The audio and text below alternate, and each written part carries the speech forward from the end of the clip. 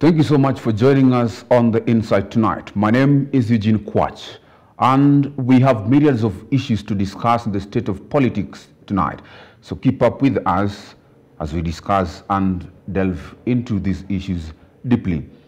As our political scene graduates from ethnic jingoism to economic discourse starts is the season of bottom-up, middle-out and trickle-down economic models. We delve into Ruto's bottom-up economic development vision and chew these economical jargons to molasses you or viewers can easily swallow. We aim to shed light on Raila's vision of reintegration of rural areas into the country's economic development, his push and clarion call on Made in Kenya, or the picture the former premier paints of a civil servant should book residence at the house on the hill. How different are these approaches? Are Kenyans being hoodwinked by hyenas cycling in to slaughter the goats? Have they been consistent, and why must we wait for 2022 when both enjoy some friendship with the president and can effect the economical dreams if practical?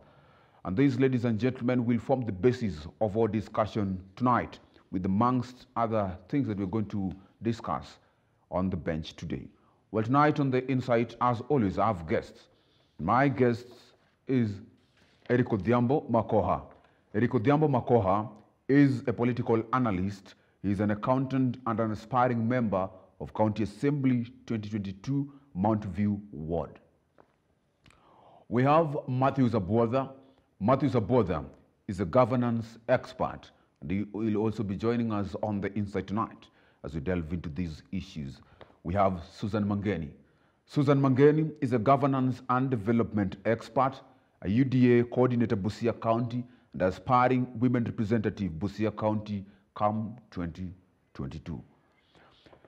These guys are going to help me to walk the talk of the economic approaches as we're going to delve into them.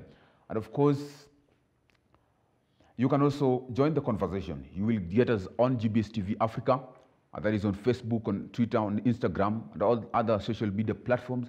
You can also get me at Eugene Kwach on all social media platforms as well. That is Twitter, Instagram, and Facebook. You can send your views, and then we can talk from that. And of course, the discussion tonight has already begun. Well, I'll start with you, Mr. Abwotha. Our political scene is graduating from ethnic jingoism to economic discourse. Is Kenya heading somewhere in its conversation, the political conversation? Thank you, Eugene. We cannot say Kenya is heading anywhere, or we've come from ethnic politics to a better place. You see, whatever is happening right now in Rift Valley, led by Mheshimiwa Deputy President, is still ethnic in a manner that is mobilizing his people, making other people from other regions, including Mount Kenya, for example, including people like Honorable Muturi, to come up with a way of having their own people. You see now, people are grouping based on ethnic. So there's nothing we are saying we've come from somewhere to somewhere. So according to you, we have actually not graduated from ethnic jingoism. Our conversation, the political conversation, is between the ethnicity still. Yes. Wow, nice. So I see Susan disagreeing totally with what you're saying. Maybe Susan, you can tell us. What do you think? I think I'm just getting disappointed by the fact that a number of us cannot appreciate the change which we are seeing and the kind of transformation in terms of moving from ethnic-based political persuasion to issue-based political persuasion. And you can see for the last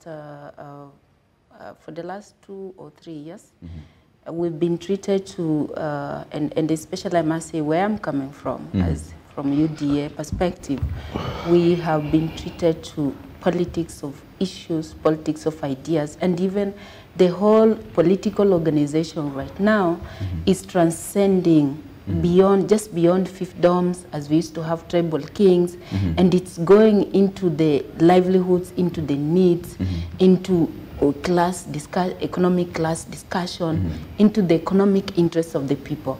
And it's, and you see, yes. I don't know why someone will still feel, and anybody is allowed to organize in whichever way they can organize. And let me say, His Excellency, the Deputy President, Dr. William Ruto, is not just looking at Rift Valley. His Hustler Nation cuts across the corners of this country. But you guys only talk about Dr. William Ruto. We also have other because he mentioned it, so I'm reacting. Okay. I'm just reacting. Let me get Mr. Odhiambo's reaction on this. Thank you. Yes. I will excuse my dear sister here simply because she says she's from UDA, so interest protection is also another thing. But my view is this. UDA to me looks like a frowned and disappointed party acting out of frustration. Okay, let us leave alone UDA. Now let us talk about this, that the conversation, the political conversation that is now dominating the country is now not ethnic based, but it is now issue based, as Susan was saying. What do you think about that? Fine. I was actually coming there. I was only trying to respond to her when she was saying the way UDA is, portraying the national unity in terms of issue based than ethnic based. Yes. So generally the country now, what do you think? Personally, I feel we are moving. I kind of decide. I agree with her. We are moving from ethnic, politics based to issue based in terms of collectively bringing people together with ideas of development, with also ideas of how we can move forward. Earlier on, we were like, if I am a Luya, I'm a Luya, and I want to be associated with a Luya. And if I'm a Luo, I'm a Luo, I want to be associated with a Luo. I want to do favor to a Luo, but I don't want to receive favor from a Luya. So I agree that we're moving from ethnic based to issue-based. And also where I come from, as an ODM, we've been a national party looking at both holistically Kenya as a whole, portraying that aspect of national ethnicity. Okay, thank you so much. Well, let me start with Susan. Susan, we have heard of the bottom-up approach. And of course, even recently we've heard it, and it's still trending on the social media platforms about the Matako Jew, that is the economic approach, that is the bottom-up approach. So what is it? What does it aspire to achieve? And what is trickled down? And when you look at both, like, what are they?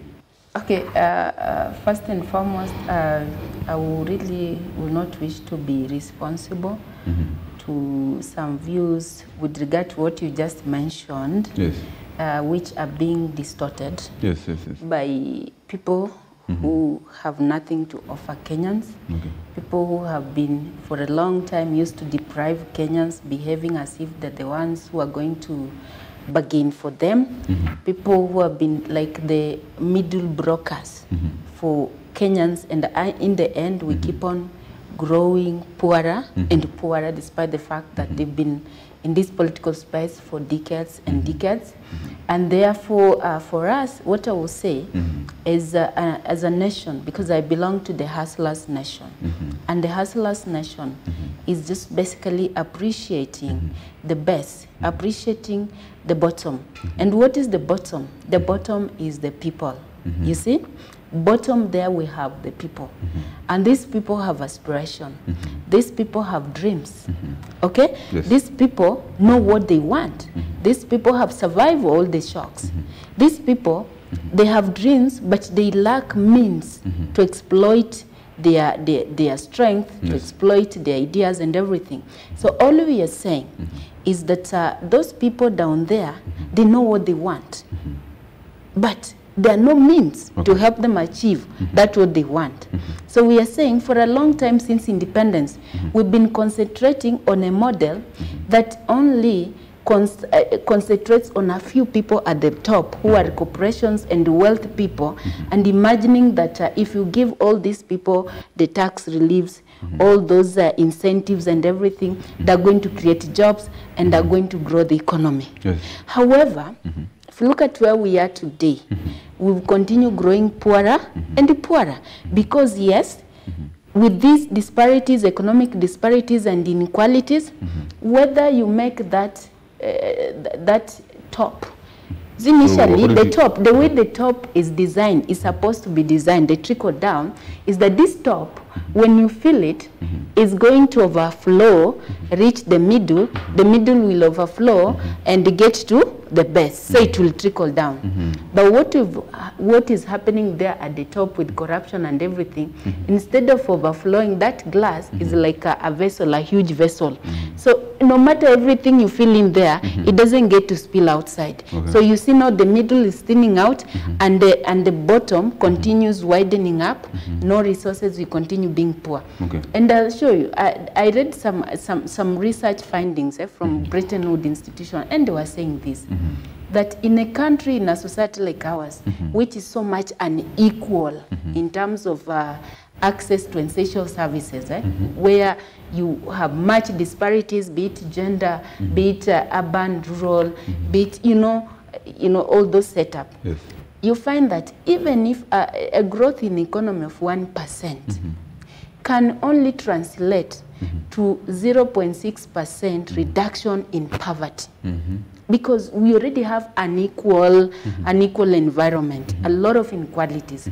But then, in a society where there are not much disparities, the same growth of economic growth of 1% can actually translate into about 4.6% reduction in poverty. So what we are saying, if we are still unequal as we are, and we're still focusing on trickling down, focusing on the top in the hope that they're going to create jobs and everything, and those jobs are not forthcoming, we don't want to ensure that we have infrastructures there that can be able to appreciate the potentials of the base down there, of the people down there.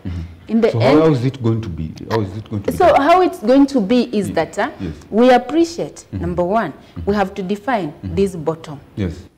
What is the bottom? Yes. This is what I'm telling our friends, because they have refused. They know what is the bottom, but they have refused to understand. They just want to cause this distortion. What is the bottom? The bottom, number one, are people. Excuse me. The bottom are the people down there.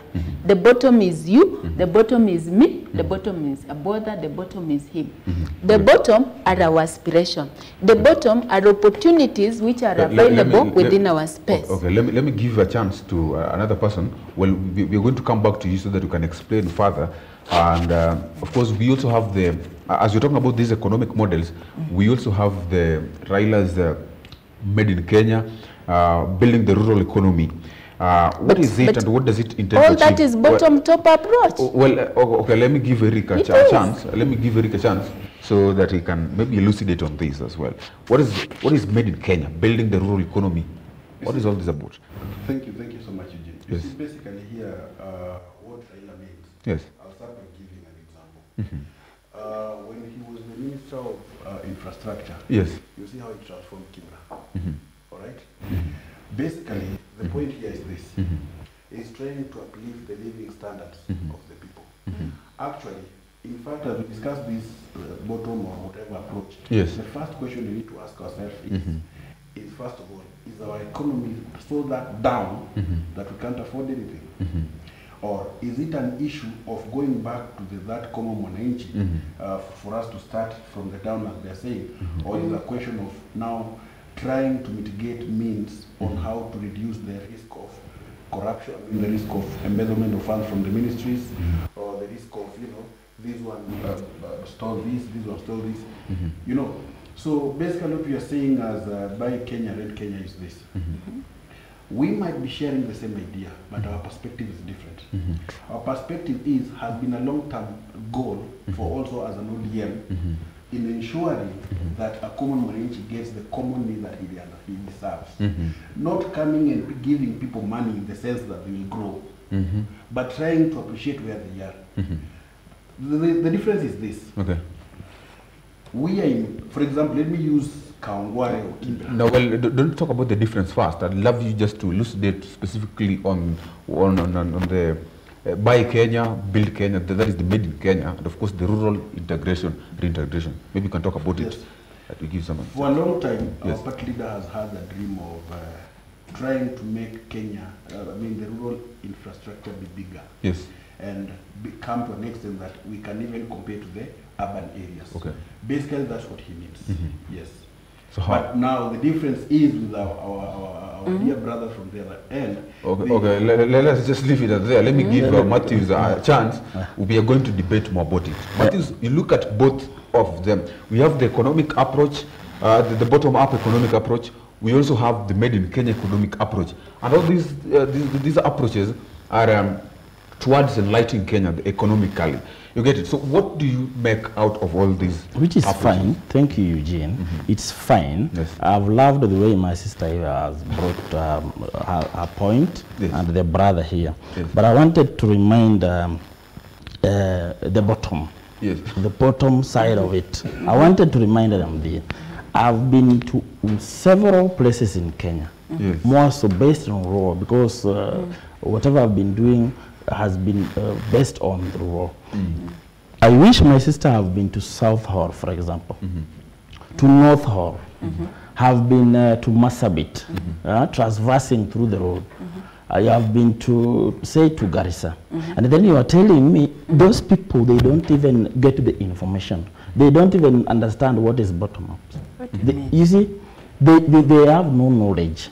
So it is now the leaders of both sides, for example, from the other side of bottom-up, to ensure first that are they laying the information to these people properly, correctly, timely. Now the same with the other side of made in Kenya, growing in Kenya, buy Kenya, you know, it's fine, it's still okay. But remember, my sister, when she started, complained several times about, yes, buy Kenya. But from where she's coming from, she says, even the cassava there is not bought from there. All right? If they need some fruits, they have to buy from another country, which is not right. So the leaders should come out clearly. Are they real in implementing the bottom-ups? Are they real in implementing the top-ups? You see, whatever. Okay. Yeah. Okay. Let me ask Susan. Susan, are these economic models achievable? Because we just are they mere sloganeering? They are not. Are they mere sloganeering so that for political mileage, or are they things that can be put into practice? And yes, I'll ask you that. Of course, we talk about the bottom up because that is what you. Eugene, let me begin by saying that we are talking. What my brother there is referring to Buy Kenya, rural development and stuff. And what you're talking about is the same thing. It is just a matter of semantics. He, like us, appreciates that we got to go back to the rural areas because Kenya is overwhelmingly rural. Let's begin from there. Our productivity is rural. True. Okay? So we are talking from the same. It's only that because they want to cause it like a political contest, so they must have to make fun and brand Kenya because all we are saying is that okay, we go to how it's achievable. First of all, let me respond to what he was saying, and I quite agree with him when he says somehow that leaders, we are not implementing, and I think the problem in this country actually has not necessarily been about ideas. These ideas are they are not implemented. Yeah, the problem with this country has been about implementation. And I look at, when I talk about implementation, two things comes into my mind. One, lack of political goodwill to commit to the promises we make, okay?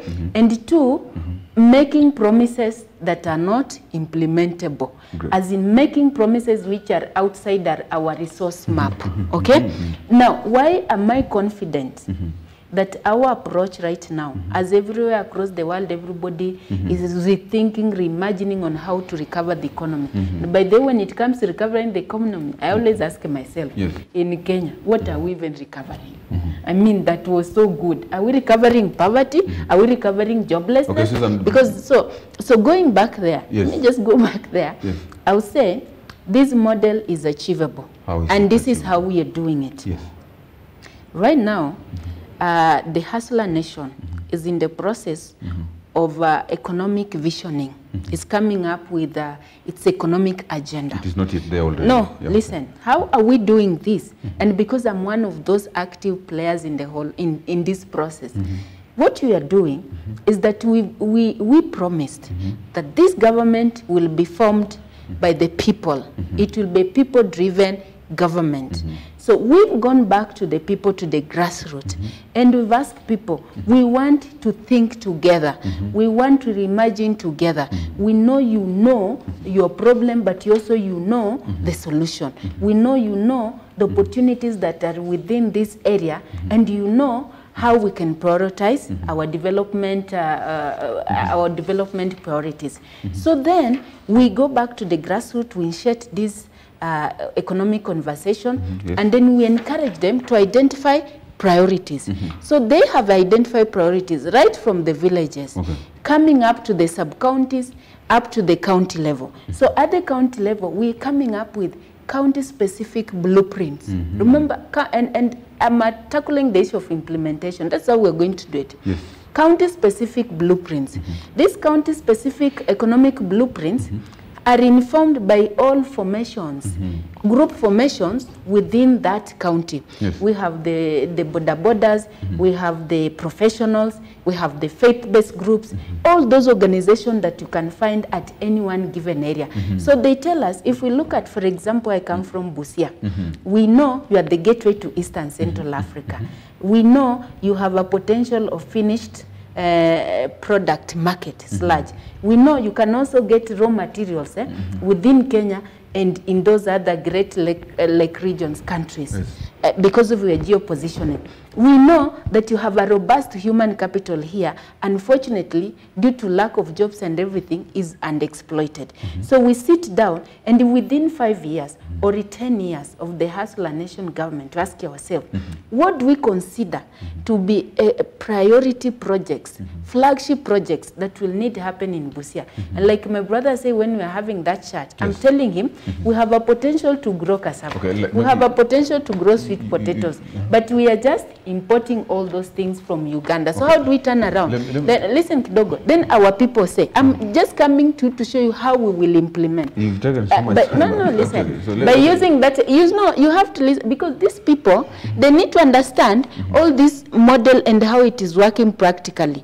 If they don't understand, they'll be responding to something else. So listen, Kidogo, to a minute. It's not theories. A minute. Okay. I'm using an example of Busia. Okay, let me give and you I'm a chance. telling you, we need a gross. For example, Busia people have told us. But you're talking about counties, things bringing money to the counties. No, listen. And actually, we have we are saying the economic interest, priorities that will inform the national priorities, projects. Yes. Are coming from the grassroots. And when the people say, we want to have an industrial park here in Busia, they know we have a resource, we have resources, and it can be attained. Okay, before I give Matthew Zaboga, who will maybe criticize both and tell us what he thinks about both, let me give Eric a chance. Eric, tell us about how you guys, first of all, are going to achieve. No, let me give Eric a chance. Fine. Eric, tell us how you guys, first of all, are going to achieve. There's something burning in me. I wish to respond. Yeah, but you also,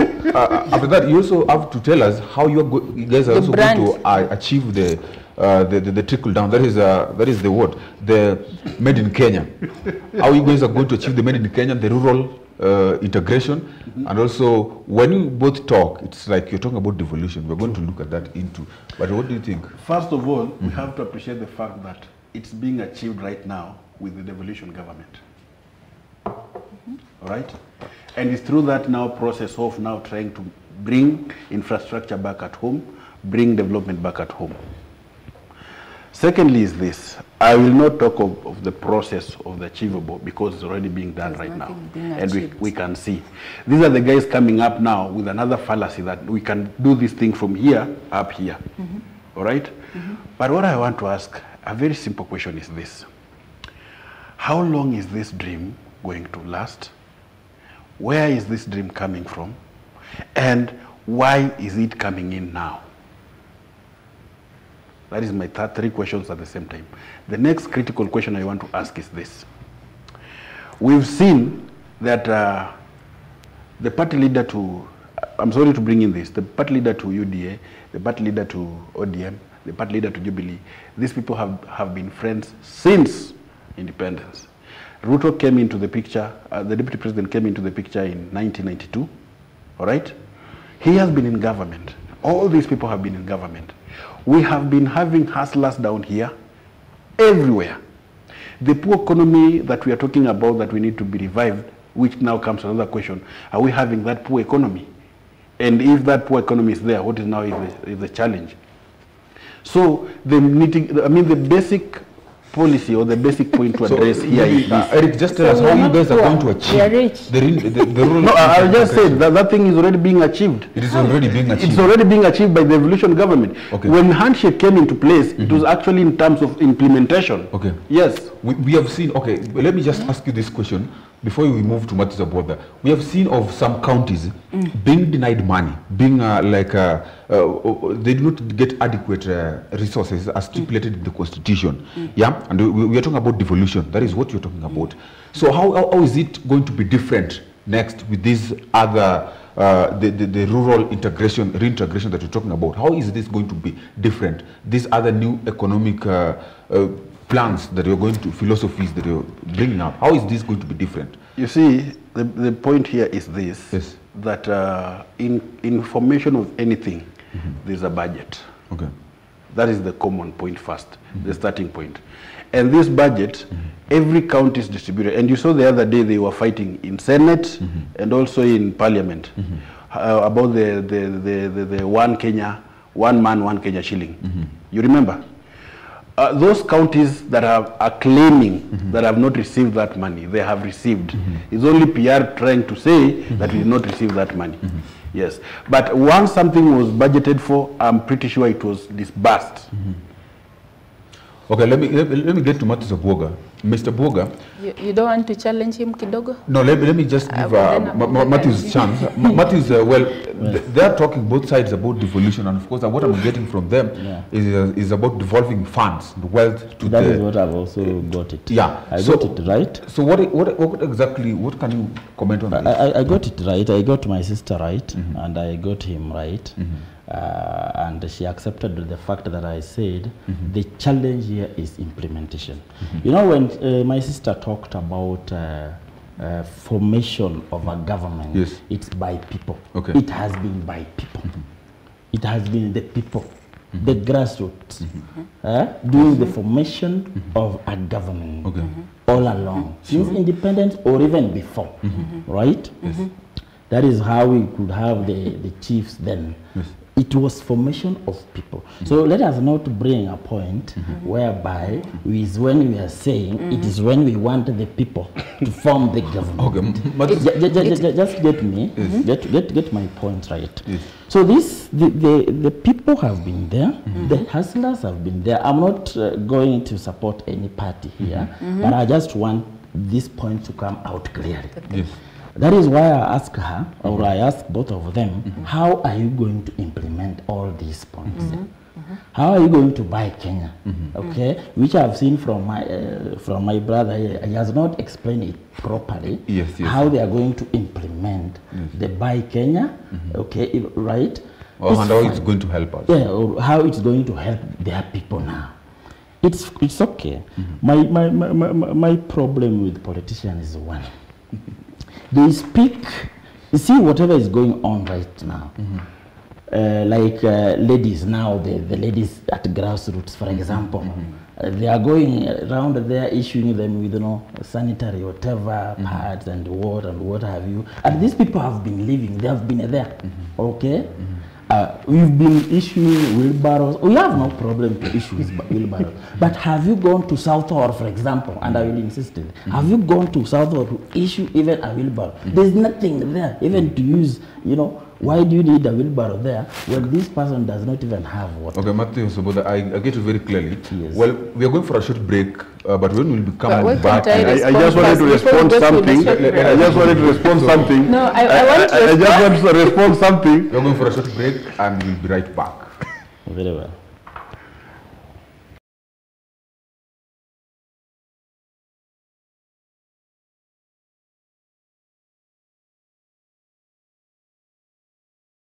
Thank you so much for joining us back in the Insight. This is, we are having a contest, both the economic models.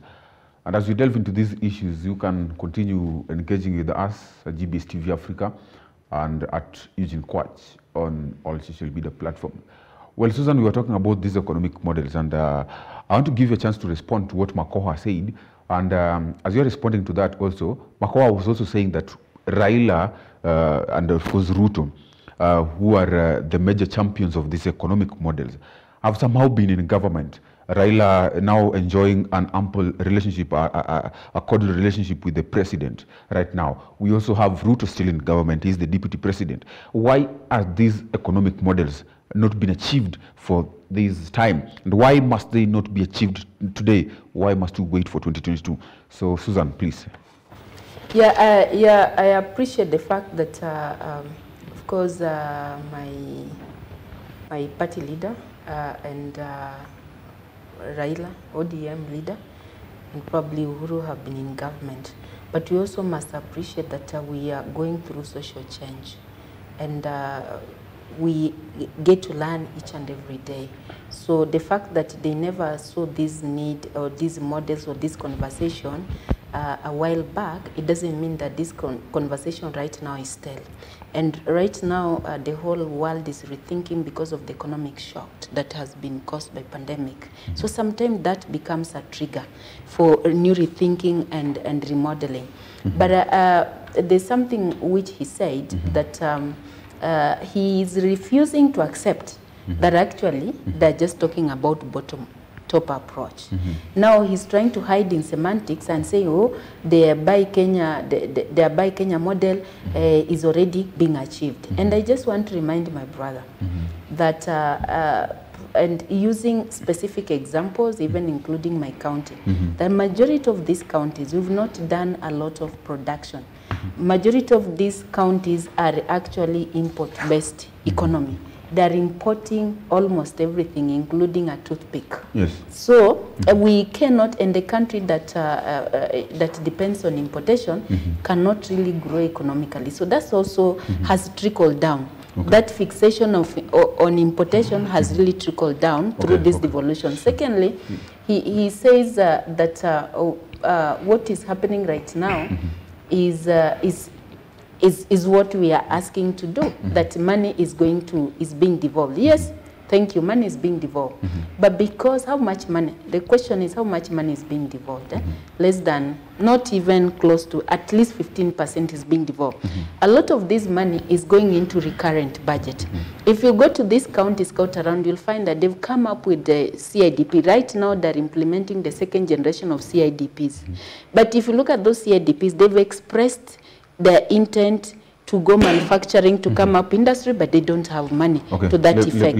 Now, just to respond to Matthew, before I lose that point, Matthew says that because for us, we're bringing people to the center of decision making, and especially when it comes to matters of development. We want them to inform us on their development priorities. We don't want to imagine that they don't know anything, so we go to dictate to them. But he says, but people have been participating from time immemorial. I say, yes, people have been participating.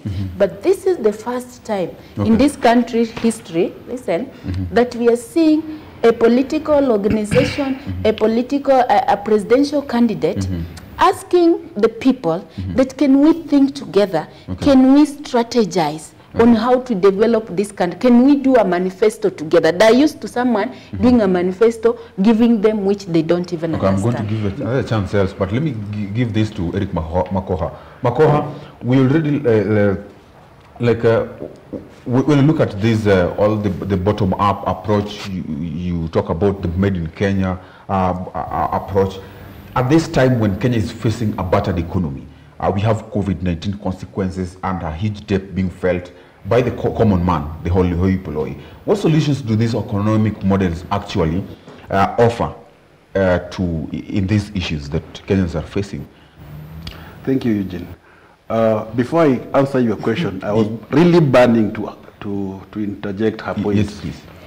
One, when I say that this issue of how our economic model is being achieved, is, as much as it's facing a hindrance right now by court, is that our party leader, in the spirit of handshake with the president, they signed a handshake memorandum, and we had a BBI. Yes.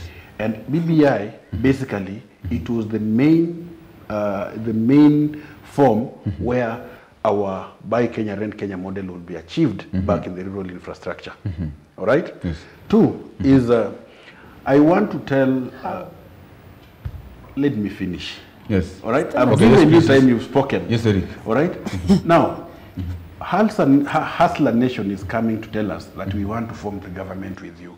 Do you want to tell me that we want to assume that we don't have a constitution? Do you want to tell me that we want to assume that we don't have the policies put in place if there's a government? For example, I'm appointed as the CEO of a company. Should I come and rub everything and assume that this company never existed? There is as we speak right now, there are policies in place that controls even a country, and in our case is the Supreme Kenyan Constitution. So either way, as my brother said, that our government that we have now and the government that we've had, it has always been a democratic government, a government of the people. And that's why right now, the party leader to the Hustler Nation has opted to jump out of the government that is still inside and now telling people that I want to form another government with you, which to me looks very impossible. Yes. Yes. Okay, let me give our brother a chance. Brother, look at what Eric Makoha is saying and look at what Mangeni is also saying this other side. What actually can you advise the proponents of these economic models to consider in terms of concrete policies to be used to reduce government deficit and debt accumulation that they are likely to inherit from the outgoing government? Because in as much as they have these economic policies, but we cannot forget of what we are facing, the issues that we are facing today. And you can add that as you also give a rejoinder of what they have said. Thank you, Eugene. Yes. I've loved the way both parties have tried to bring their points and defended their points. But the truth is, currently, the Kenyan government has huge debt. And we need to look at the primary, the cause, the causes of this huge debt. This is whereby maybe both parties have used some funds from government and they have diverted it to please the people. They are talking of the grassroots or they are talking of the devolution, maybe, or the corrupt officials. We need to do away with them. If you are corrupt, you are supposed to just to be relieved of your work, your duties, so that you pave way for somebody who can do something better, can really collect the funds, the revenue, to a level of making the reduction of the huge debt the current government is having. It is true the way you've said it. Yes. If the other party forms the next government, maybe they will have inherited whatever mess that was there in the current government. Yes. The same with them. You know, all the two are going to form a new government. Yes. We have to appreciate that. Yes. Even though I would agree with Makoha that these people, even if they're going to form a new government, it is them who have been the same people that have been there. Yes. And the question you had asked, and they have not answered it well, these people, all of them, the way I see things, all of them are in the government. What are they doing currently to ensure we are good to go in the next election? Yes. Okay, and actually, I'd love to get your view on the civil service. The former Prime Minister talked about civil service. What do you've seen it? You've seen it. What do you think about it? The restructuring of the civil service. Yeah. That is very important. It is important so that we avoid the issue of I'm not like opposing the hustler thing, yes, but so that we avoid the issue of hustler. All these people down there, up to where we are, at maybe up to the level of the government, all these people, yes, these people have brought so much on devolution. They have brought good school, they have brought university, they have enforced the fact that you must get up for basic education has to be enforced so that everyone becomes maybe a graduate or a technician or something. So let us have the civil service. Let these people apply for jobs.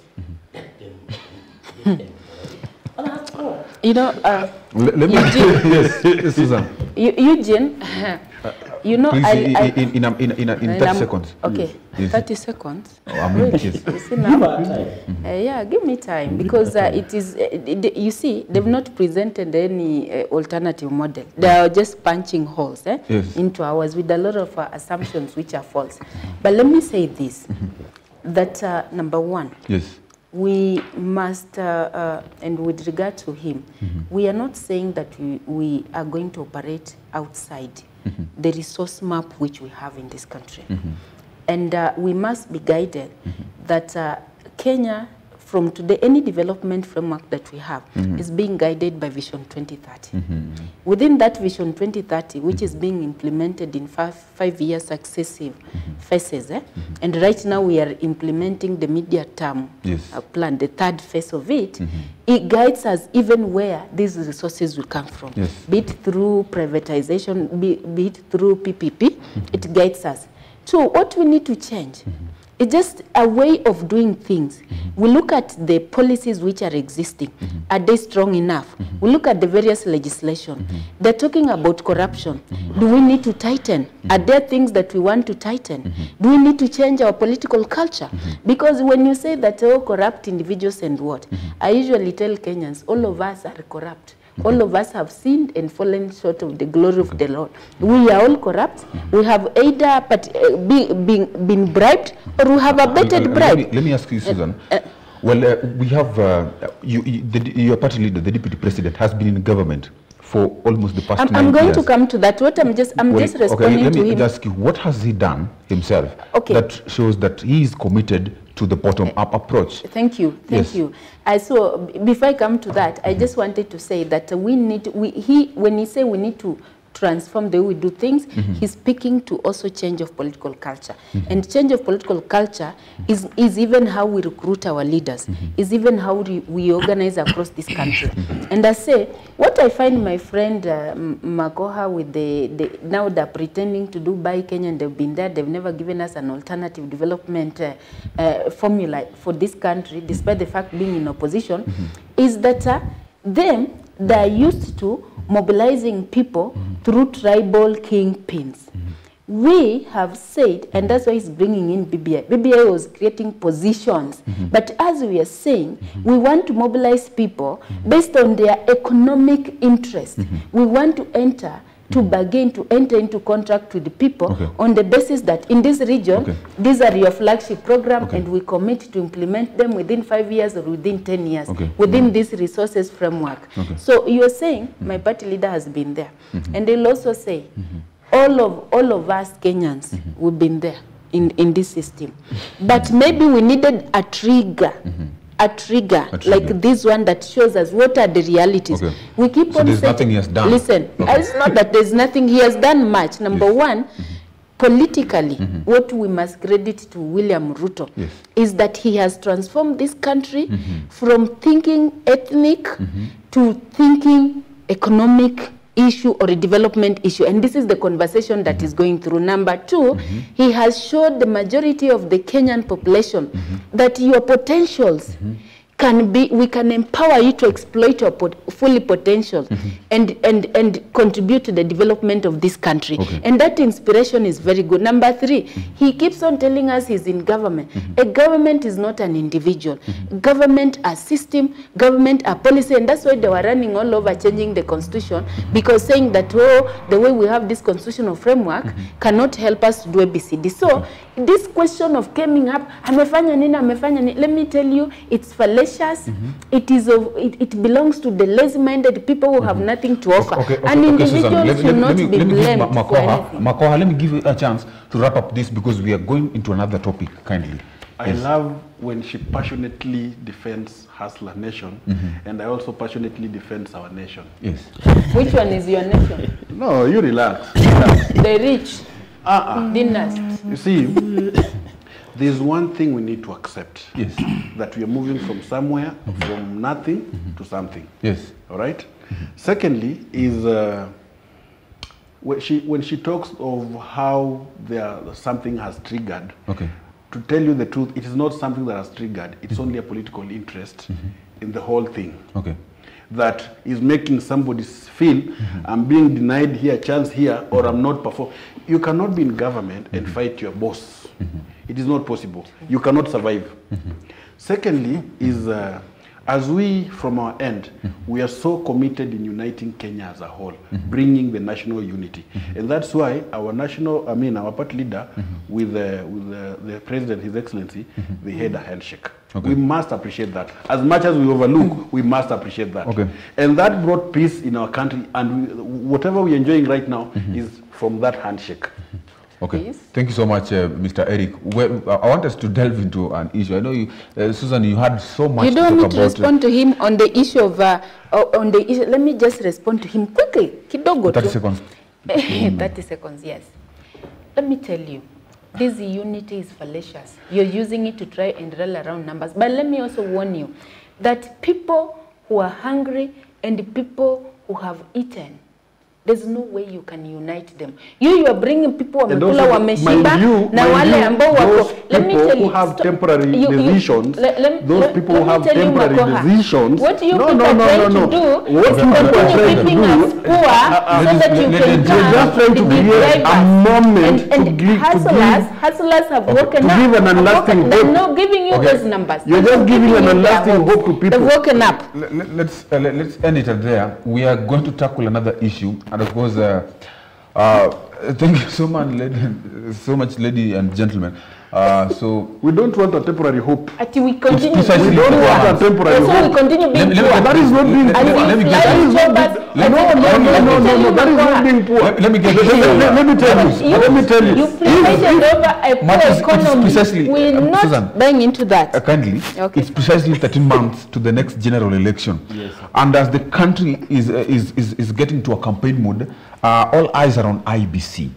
At this critical juncture. And of course, there are a lot of questions because in 2007, the EC came then, had illegalities. In 2017, the president's, the general election, the president's election was cancelled, but because they found some illegalities by the court, the Supreme Court found some illegalities. Well, later on, we see some commissioners exiting, citing lack of confidence in the IEBC. And Kenyans are on record complaining about IEBC.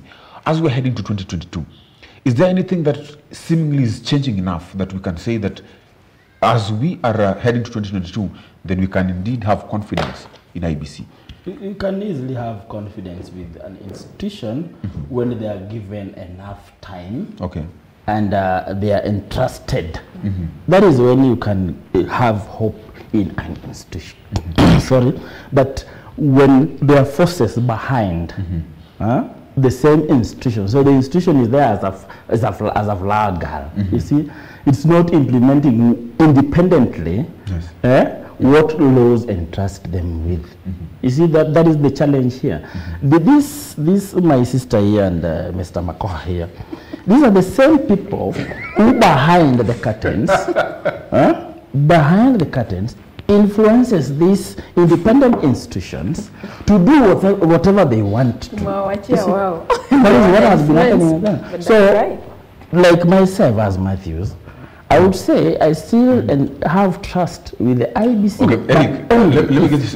Eric, we're heading to 2022. Is there hope for the next year? Are we going to have a credible, fair elections?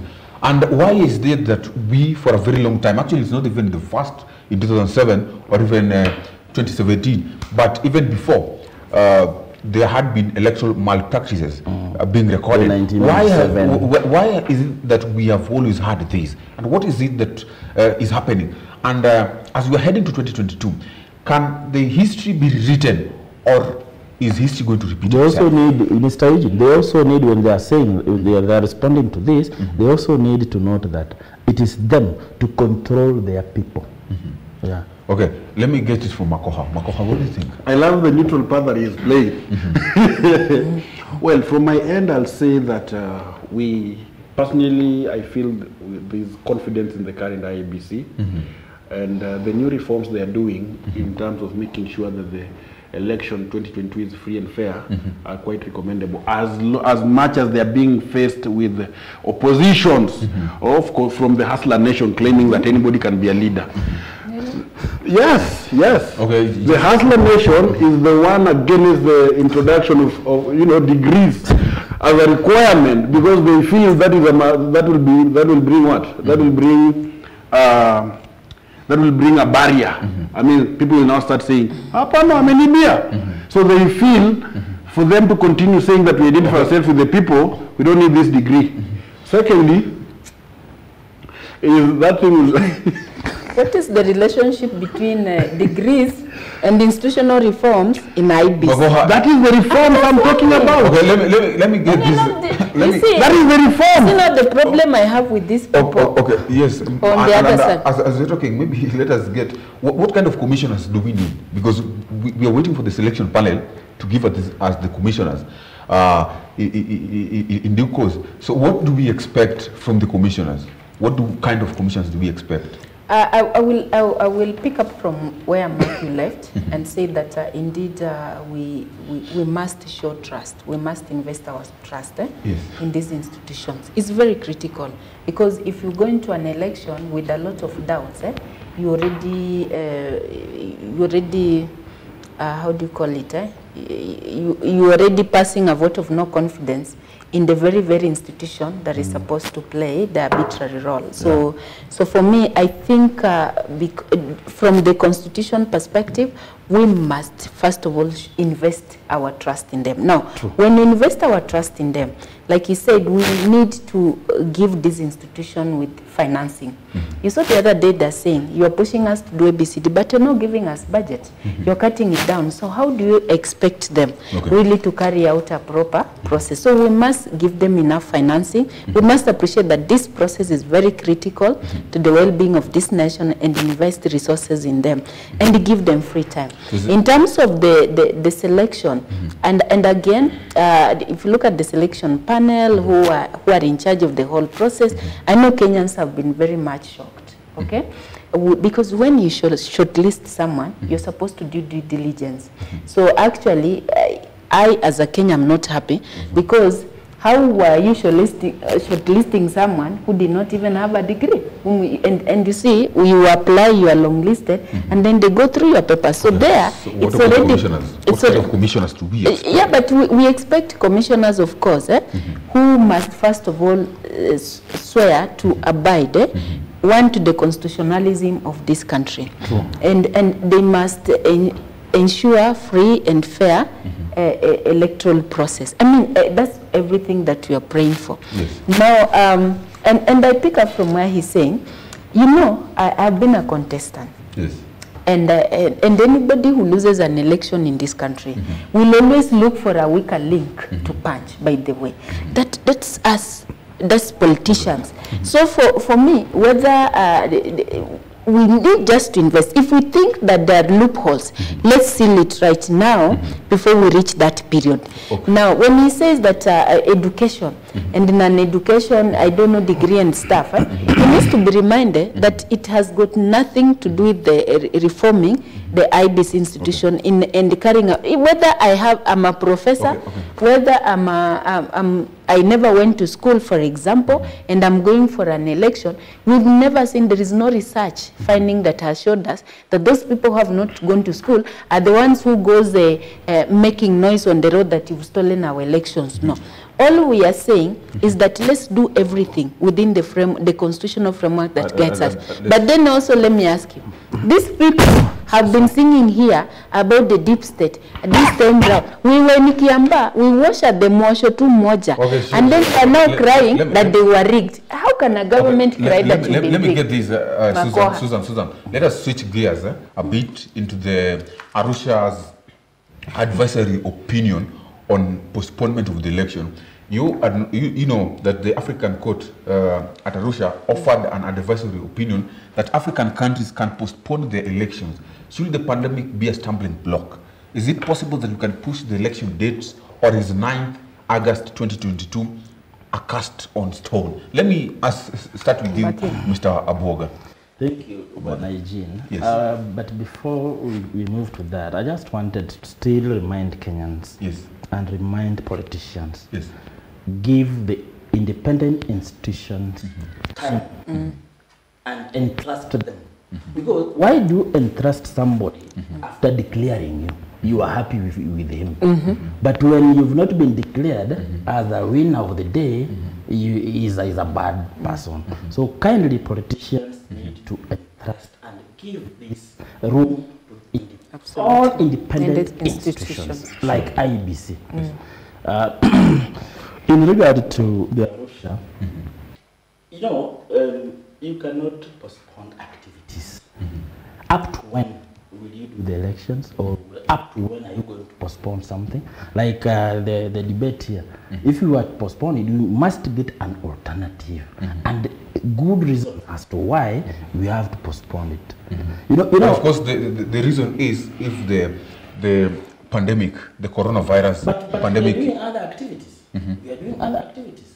I can confirm here without fear that to get, for example, into some matatus, you find the children, the pupils from schools, they are overcrowded there. Apart from that, we have also had on record some other leaders like Atuli, of course, saying that we are going to elections will be postponed. Actually, even touching on BBI, that BBI must pass. You know, Eugene. Okay, in 30 seconds. Eugene, let's leaders avoid bringing some obstacles, okay, maybe to achieve something. You see, when you see the other wave, maybe, for example, I'm not saying the other wave from my dear here, Sister Susan, is too powerful than their wave. But when maybe somebody have seen a wave somewhere, so he wants a room to reorganize himself. So that's why you see somebody coming out, I want to... Makoha. You know. Is 9th August cast in stone? Or is there room for change? Because we have the pandemic. That is according to the African Court of Arusha's advisory opinion. What do you think about it? What I think is that 9th August should be a cast on stone. That is very paramount because it also lies in the constitution, and a constitution has to be, obeyed. Okay. Secondly is, first of all, I want to also get you back and say that when I was responding to the issue of the reforms on the IBC, I was just using a degree as an example. I did not mean that now it's a must somebody has a degree or to vie. The only thing that was there was I just needed to tickle her to know that she is somewhere. Yes, she's somewhere. Okay, and she's a lady. Somewhere. Susan, let me give you a chance. Can you imagine? As you want to wrap up, because your time is almost... Now, you see the reason why, when they looked at this bottom, they talked about Matako. Because that's what occupies them. Ladies, But now, let me say this. You can also give your closing remarks. Let me say this, that number one, that advisory is dead on arrival. It's very false because we just had elections in Uganda. We just had elections in Tanzania. We had elections in Burundi at the onset of this, and all these are EAC countries. So how come that is now necessary in Kenya when we put our children to school? We've exposed them to risk. Nowadays, we're even interacting more. We've lessened some of those restrictions that we can discuss. I mean, and I support him. Somebody somewhere is in a panic mode and he feels that maybe they're not ready enough to indulge into this thing. On my parting shot, and so I say, it is cast on stone. It is cast on stone. Kenyans are saying, we want to go there and elect a new leadership. It is cast on stone, so it should not be changed. Now, my closing remark, I want to tell Kenyans that they should disregard all these innuendos, semantics, distortions coming about the bottom-top approach. The truth is, all of us in this country desires that model. It's only that we are feeling jittery because someone somewhere went with it ahead, and now we are trying to come up, brand Kenya, buy Kenya, siji what. But again, I want to tell Kenyans, please appreciate that for the first time in this country's history, we are having a political party organization, we are having a presidential candidate who has said, hey, people, come here.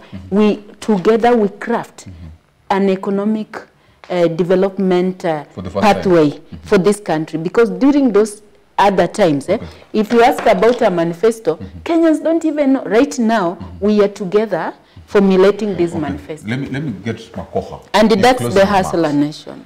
Yeah. Makoha.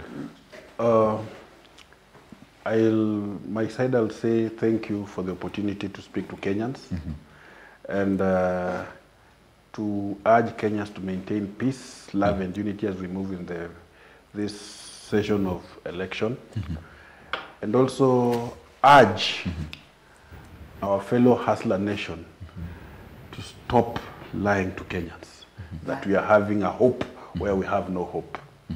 And we as ODM, we are committed in ensuring that we achieve the BBI process.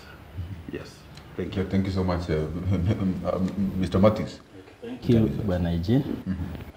I want to join my sister and my brother here to appreciate the fact that we are living in Kenya and it is our country which we need to make it better than maybe we found it. But I want to remind politicians, and I will repeat, that let us give rooms to each and everyone that has been given the opportunity to, or that have been delegated a duty to implement. Then, but I want to also request the political parties, both parties, to really implement what they are going around to those promises they are giving their people. They have to implement them after they have carried the day. So thank you so much for bringing us here together. We are still brothers and sisters, and thank you so much, Eugene. Thank you so much, lady and gentlemen, for accepting my invite. I wish we could have more time to discuss this, but our time is up. Well, that does it for now. Well, it's always a pleasure hosting you on The Insight. Every Friday, 8 p.m., you join us and we have more discussion, deliberate discussions on the things, issues that are affecting you here on The Insight on GBS TV Africa. Of course, you can get us at GBS TV Africa on all social media platforms. You can also get me at Eugene Kwach on all social media platforms. So on behalf of all the team that have made this possible, we thank you so much for joining us on The Insight, and do have a good night.